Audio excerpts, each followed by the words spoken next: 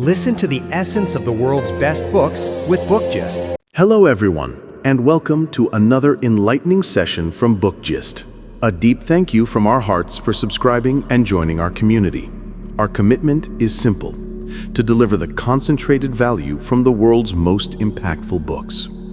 Today we delve into The Psychology of Emotion, a profound work of David J. Lieberman that illuminates how every decision, relationship, triumph, and setback in our lives is orchestrated by emotional triggers. A discerning understanding of when and which emotions are activated within us empowers us to assert control over others and, more crucially, over ourselves. This book is not a motivational sermon. It is a mirror reflecting the authentic landscape of your psyche. Before we dive in, tell us your name and where you're watching from in the comments. Also, let us know what kind of books you're eager to listen to. We'd love to hear from you. Chapter 1. The Illusion of Logic. You perceive yourself as a rational being, convinced that all your decisions emanate from intellect. Yet the truth is, your brain merely functions as an advocate. What is an advocate's role? To construct evidence, to present arguments, and to validate every perspective as righteous. Your brain performs precisely this function. In reality, the decision maker is not the brain, it is your emotion. Consider for a moment, why do you study on the night before an exam? Because fear compels you. Why do you become silent in the presence of someone you admire? Because shame takes hold. Why do you erupt in anger when insulted? Because your ego is wounded. Was there any place for logic here? Logic arrives later, ensuring you believe you acted correctly. If you quarrel, your brain will subsequently rationalize, "They provoked me first." If you procrastinate, your brain will assert, "I simply didn't have the energy today." If you deceive someone, your brain will instantly declare, "I did it for their own good." Thus, the brain is the counsel, not the judge. The judge is emotion, rendering an immediate verdict, guilty or innocent. Now, why is this illusion perilous? Because you believe you are thinking logically. You imagine you are controlling your decisions. But in truth, you are a puppet, and your emotions hold the strings. Your logic is merely an embellishment, alleviating your guilt. Observe, for instance, a person enters a shop desiring an expensive watch. Emotion whispers, "Buy this watch. It will make you look smart. People will be impressed." The decision is made then and there. Now, logic activates, rationalizing. It's good quality, will last for years, an investment. But the truth is, vanity purchased that watch. The excuse of quality was fabricated afterwards. The same phenomenon unfolds in relationships. You begin to favor someone. Why? Because you enjoy their company. The decision is made. Now logic will argue, "They are caring, intelligent, perfect for me." But if that person ignores you tomorrow, the same brain will declare, "They are arrogant, not worthy of me." Hence, logic changes, but emotion does not.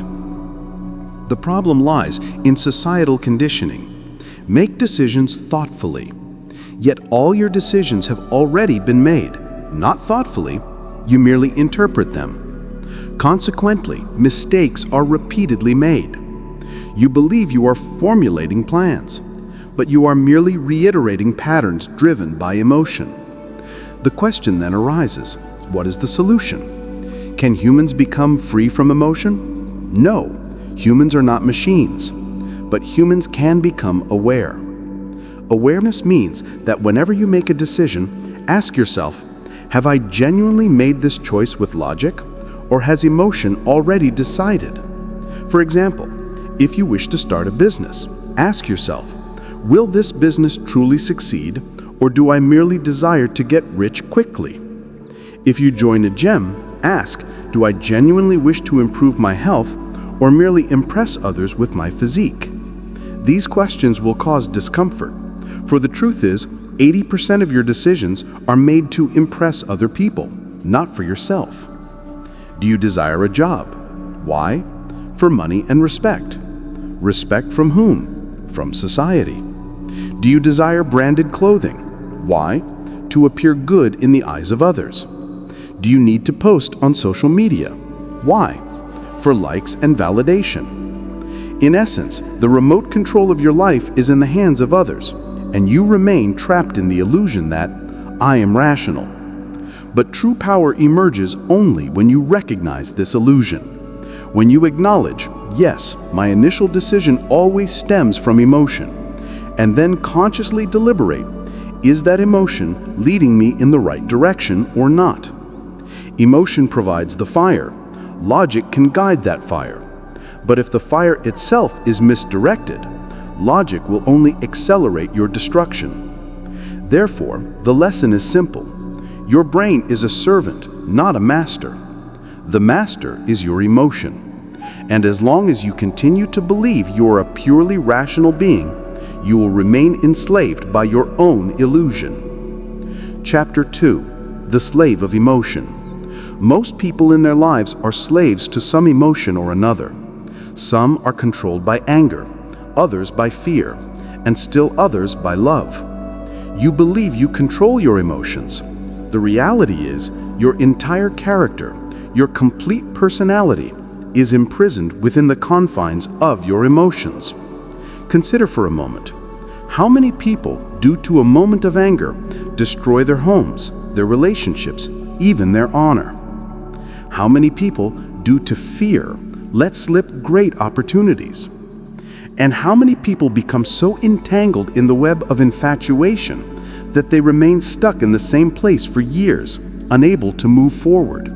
Yet everyone proudly proclaims, I am strong. Truly strong? If your strength is so fragile that a WhatsApp blue tick robs you of sleep, then you are not strong. You are a slave.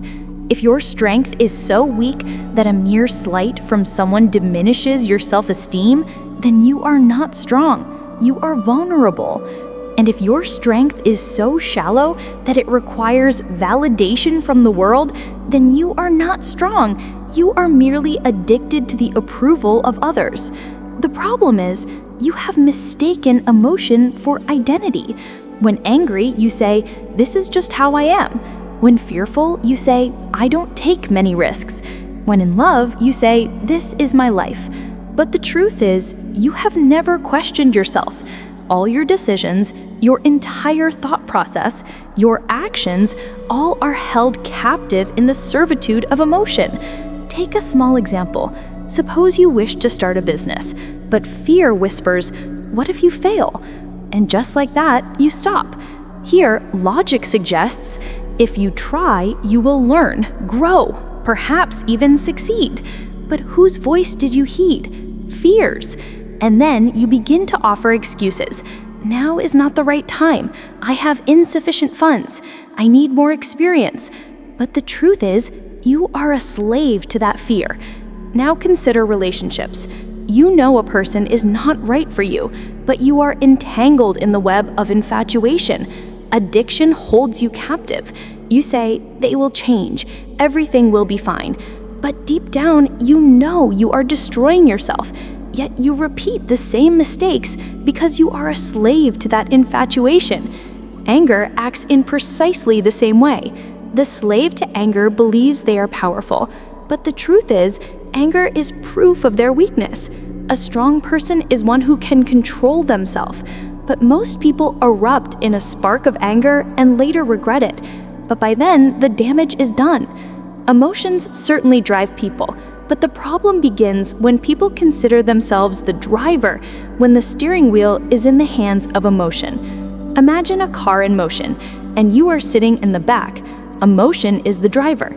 Anger accelerates, fear applies the brakes, and infatuation turns the steering wheel. You believe you have chosen the destination, but in reality, you are merely a passenger. The question then arises, are emotions inherently bad?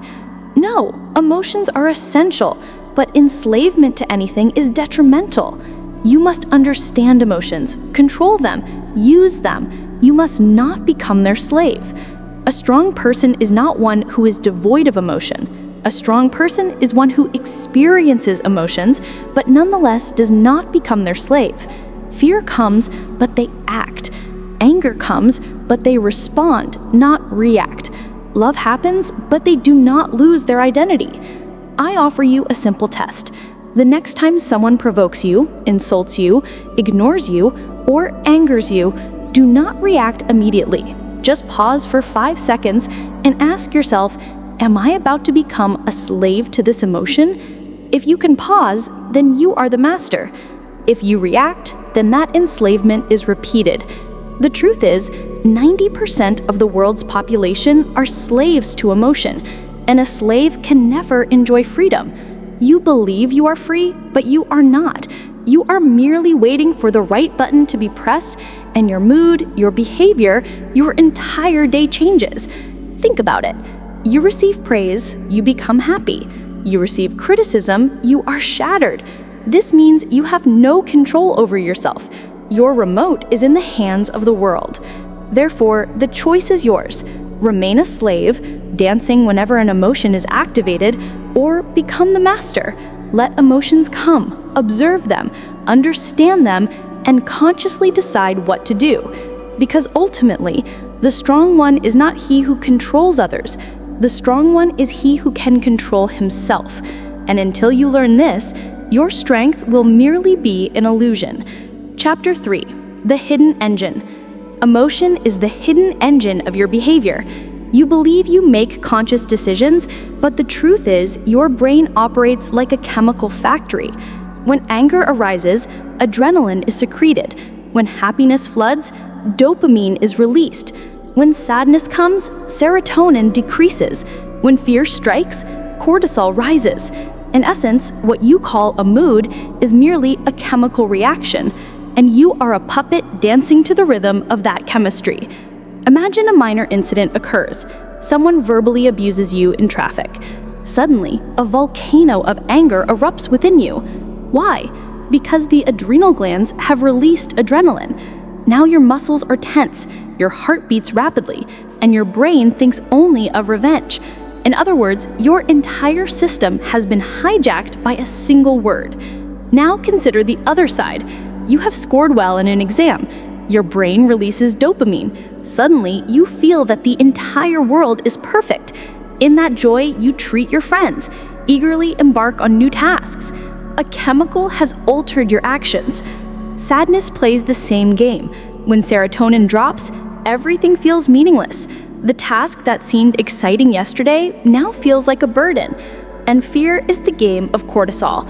Just thinking about the future increases stress hormones, and you feel you will fail, even though nothing has happened yet. This hidden engine is so potent that it designs your entire behavior. You believe you are rational, but your logic also functions according to that chemical imbalance. If dopamine is high, you will decide to take risks. If cortisol is high, you will play it safe. In other words, all your smart choices are the outcome of a chemical lottery. The problem is, you remain a slave to the system without understanding it. You believe that a bad mood means a bad life. But the reality is, you might not have had enough sleep, or you might have experienced an insulin spike due to consuming junk food, or you might have a vitamin D deficiency. But you ignore these minor causes and accept that everything is going wrong with you. And this is where the downward spiral begins. True power emerges when you begin to comprehend this hidden engine. If you know that anger signifies a surge of adrenaline, you will recognize, all right, this is a chemical storm, but I can control it. If you know that joy is driven by dopamine, you understand that chasing instant gratification every time will leave you feeling hollow. You must also understand that you are not a completely helpless puppet. Yes, emotions drive you, but you can take the steering wheel. How?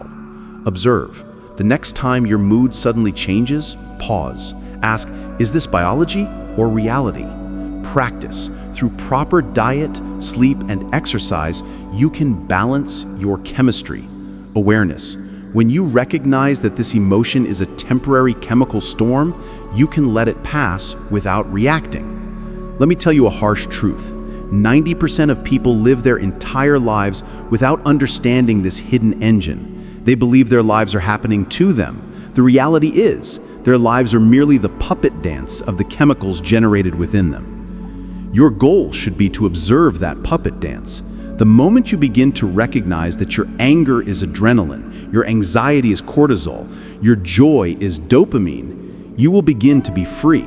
Because as long as you continue to believe, this is me, you will remain a slave. But the day you understand that it is merely chemistry, from that day on, you will become the master. Therefore, remember, emotions are the hidden engine of your behavior. They drive you, they bring you down, and if you understand them, they will elevate you. The question is not whether emotions are controlling you. The question is whether you are recognizing that hidden engine or blindly chasing after it. Because the person who decodes this system can control not only their own life, but the entire world. Chapter 4, the cost of misuse. Now listen to the brutal truth. Emotion itself is not the problem. The problem is its misuse. Anger arose and you broke things. Fear gripped you and you fled. Sadness came and you withdrew. In other words, a waste of energy. You believe these reactions are normal, but the truth is, these reactions become your greatest weakness. Emotion is raw power. Anger is fuel. Fear is an alarm system. Sadness is an opportunity for introspection. But instead of using them as tools, you cast them into the gutter.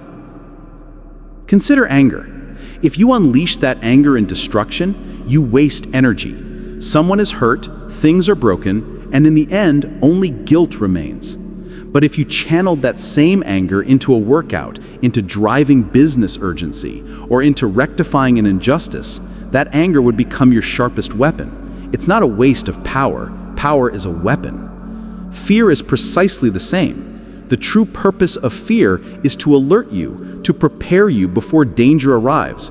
But what do? As soon as fear strikes, you flee. You lose opportunities, you avoid risks, and remain stuck in mediocrity. The reality is, fear does not weaken you. You weaken yourself by fleeing from fear. If you perceive fear as a signal and prepare, that fear will sharpen you even further. Look at sadness as well. This emotion compels you to pause and reflect. It tells you that something is amiss, that something needs to change. But what do? Doors closed? Social isolation? Self-imprisonment? The power of sadness should be used for self-reflection, art, deep work. But you turn it into fuel for despair. Listen to a hard truth.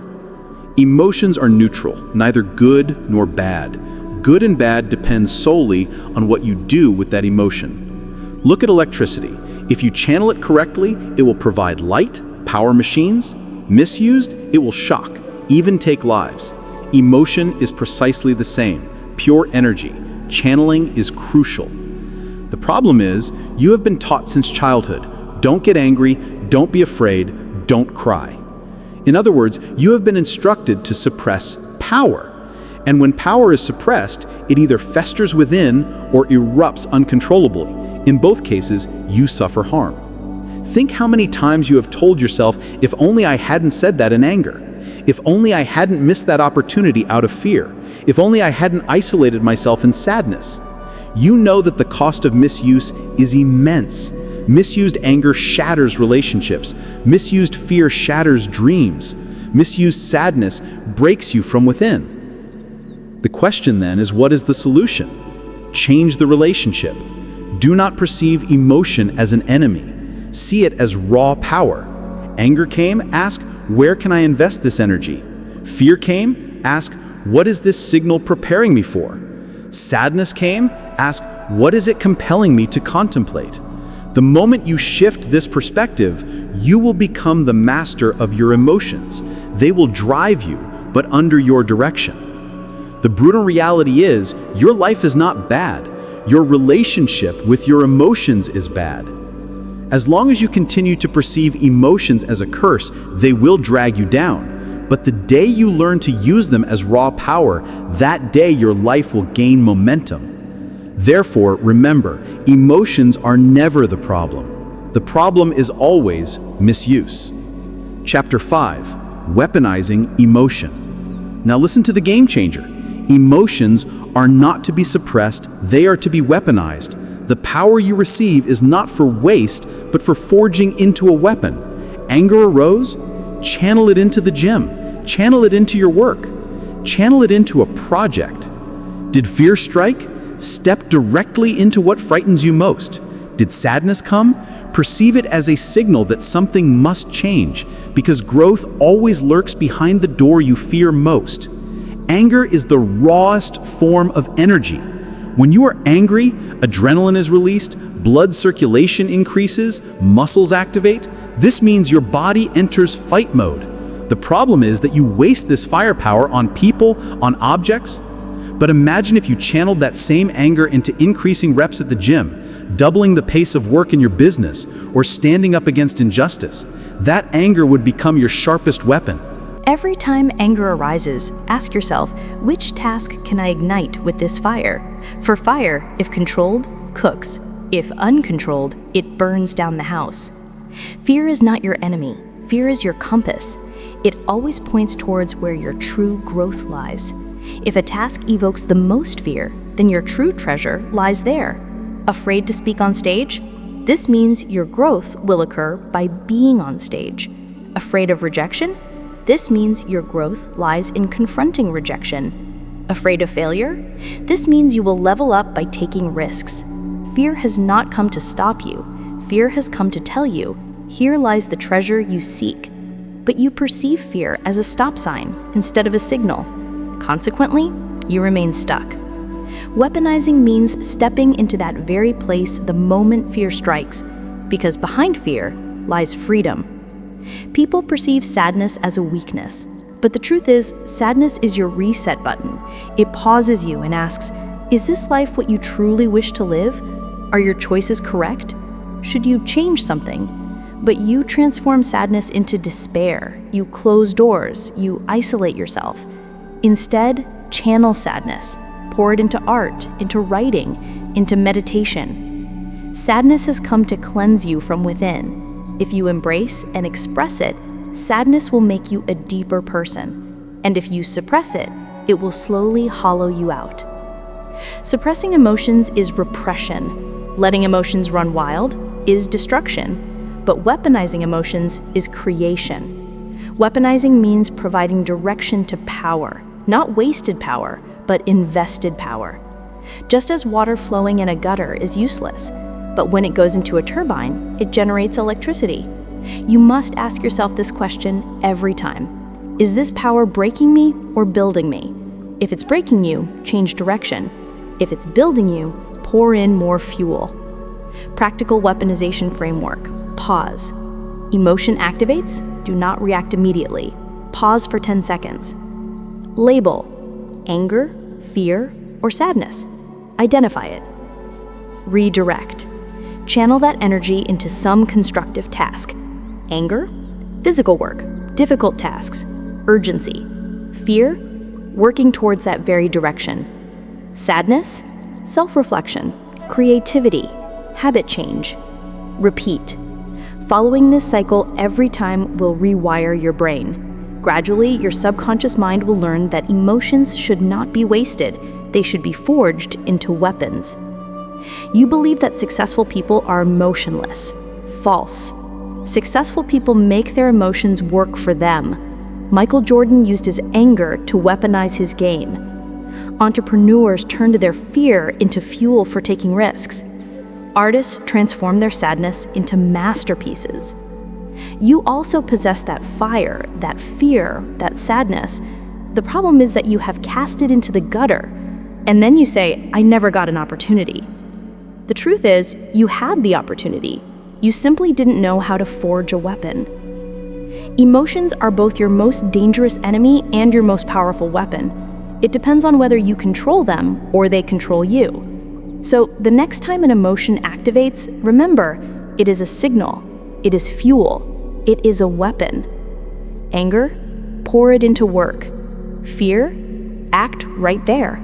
Sadness, consider it a reset for change. because growth is always behind the door you fear, and victory always comes to those who have weaponized their emotions. Chapter 6. The Mirror of Life. Life is ultimately not a random accident. It is a direct reflection of the emotions constantly playing within you. This means the world you perceive outside is a mirrored reflection of the feelings repeatedly reverberating within you. Imagine if you always feel insecure, your world will also appear insecure to you. You will perceive rejection in people's gestures. You will feel insulted in every conversation. And gradually your brain will accept, yes, I am not enough. But if patterns of self-confidence repeatedly occur within you, then the external world will also appear confident to you. You will see people supporting you, opportunities arising, growth unfolding. Because in reality, nothing outside has changed, only your internal state has transformed. This is akin to someone wearing blue spectacles. You will perceive the world entirely blue. Now, you can become angry, blame, or shout at the world, why is everything blue? But the truth is, the world is not blue, your spectacles are blue. Exactly this happens with your emotions. You believe the external system, people, or fate are responsible. But the truth is, your internal emotional patterns are merely reflecting externally. You repeatedly experience the same emotions, and that becomes your reality. Look, life is a mirror. If you make an angry face into it, the mirror will reflect anger.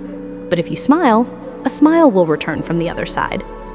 The external world shows you precisely what you repeatedly feel inside. The problem is that people attempt to change things externally. They think, if money comes, I will be happy. If people respect me, I will feel confident. If someone loves me, I will feel secure.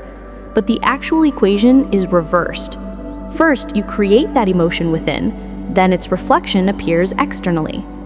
Thus, an insecure person, even with thousands of praises, will remain insecure because their internal programming is one of insecurity. And a confident person, even when insulted, will maintain their self-image intact. The law of the mirror is simple, from inside out. Your emotions are the 3D print of your reality.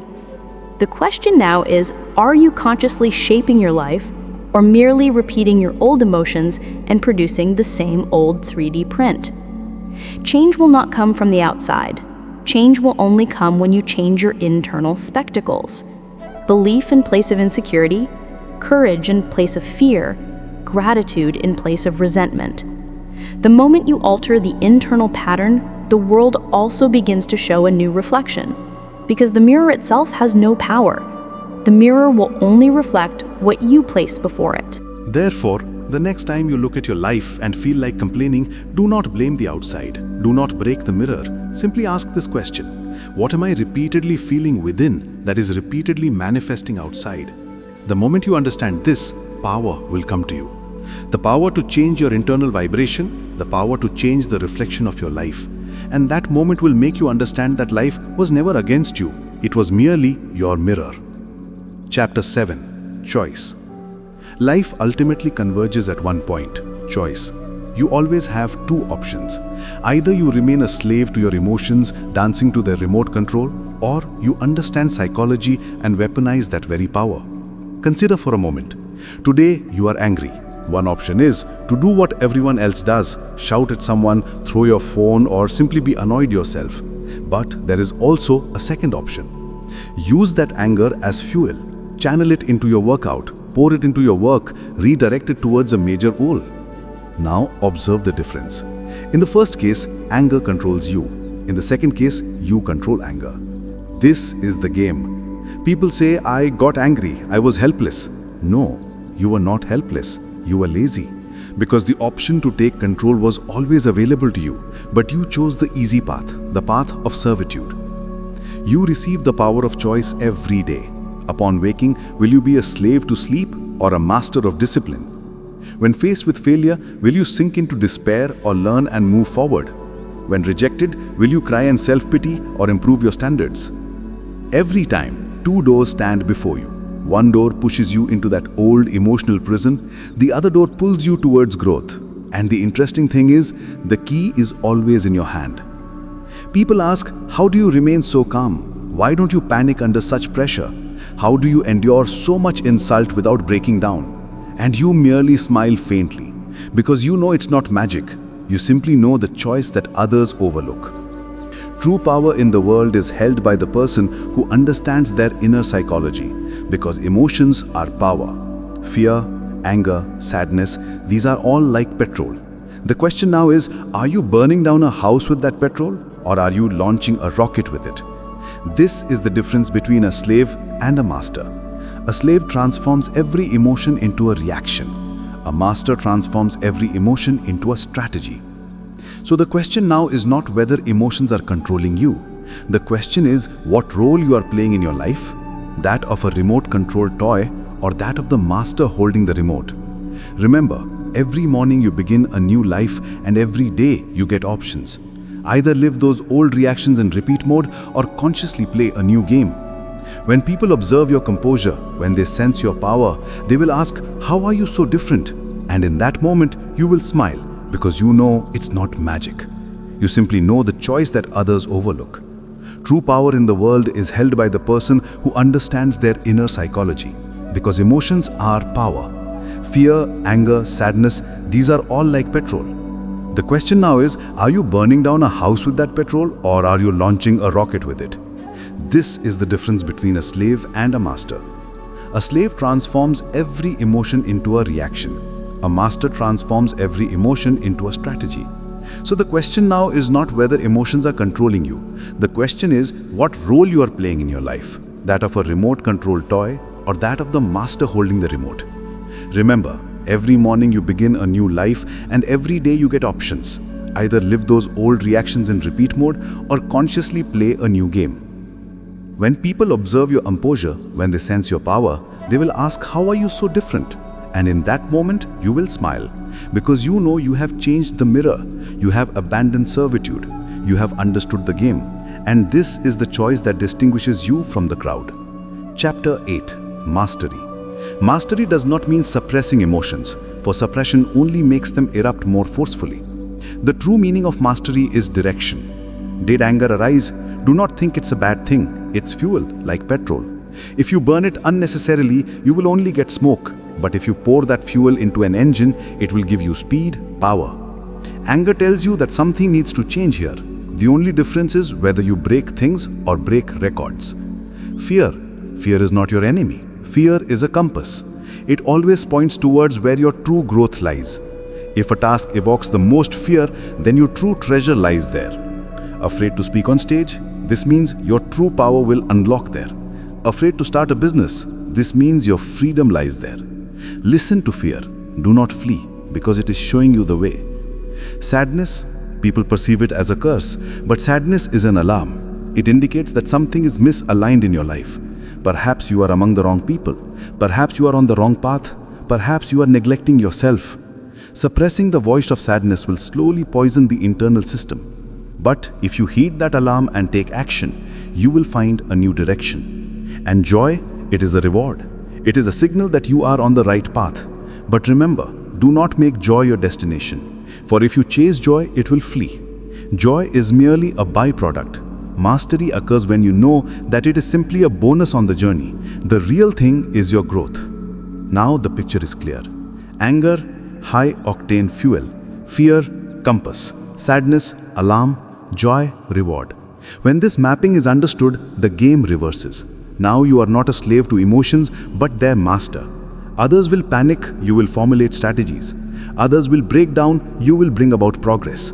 This is true mastery, and this is the stage where life begins to unfold according to your calculations.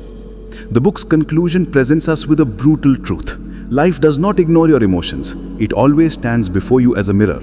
If you are broken from within, the external world will also appear like shattered fragments. If you are stable and master from within, the world will also appear under your control. David J. Lieberman's ultimate message is simple yet powerful. You must become the master of your emotions. For if you do not control them, they will control your life. In essence, the book states that this is not a luxury. It is a struggle for survival. He who learns this skill becomes invincible, and he who does not remains a plaything in the hands of others throughout life. So the question now is, will you weaponize your emotions, or will you remain bound by their chains? The choice is yours, and this is the true power of the psychology of emotion. That concludes today's book summary. Let us know your feedback in the comments. If this resonated with you, please like and share with others. Catch you in the next video. For more content like this, subscribe to Book Gist and activate the notification bell for instant updates. Thank you for watching all the way through.